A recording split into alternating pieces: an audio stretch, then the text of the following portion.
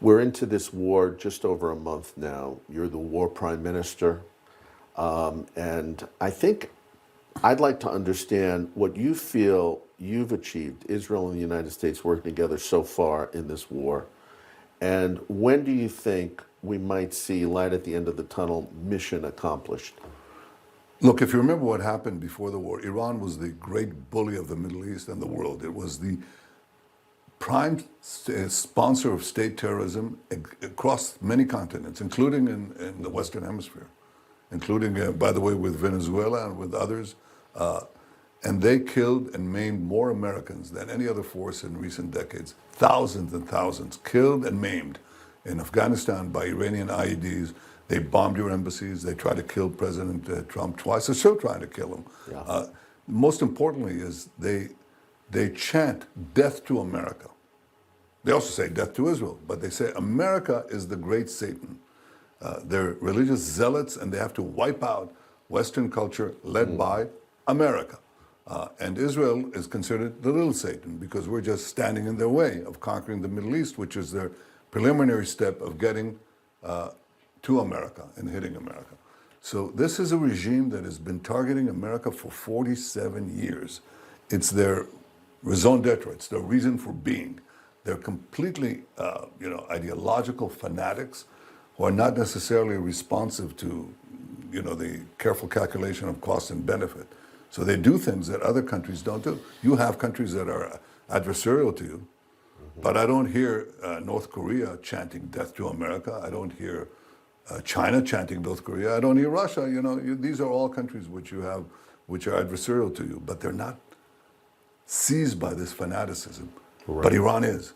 Right. So Iran wants to develop nuclear weapons and the means to deliver them to every American city. And this is what this is about, preventing them from having this intercontinental ballistic missiles with nuclear weapons to tip them, which could threaten the life of every American. That's why President Trump chose to act to prevent them from doing this. And I think you got some vindication recently with the attack on the almost striking of Diego Garcia, 2,500 miles from Iran.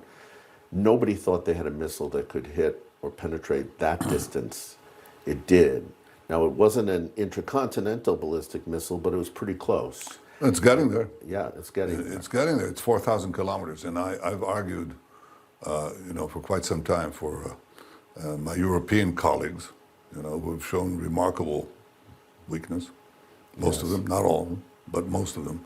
Remarkable weakness in the face of a regime that says America is the great Satan, Israel is the small Satan, right, and Europe is sort of the middle-sized Satan in between, a civilization that has to be crushed too.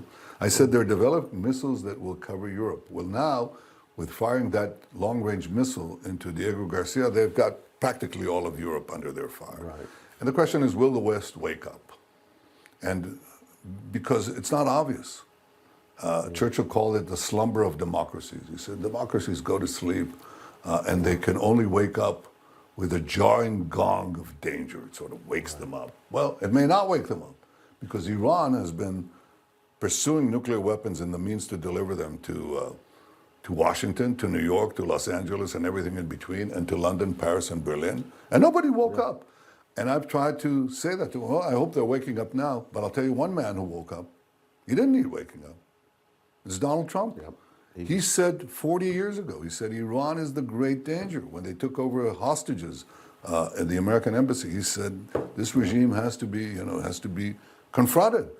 He's talked to me about the need to prevent Iran from having nuclear weapons. He was very clear on that. He walked out of the disastrous Iran deal that paved Iran's way with gold towards a nuclear arsenal. If that deal had been consummated and it hadn't walked out, they'd already have nuclear weapons with international approval. Information. Truth is freedom. Is Newsmax. It's real news for real people.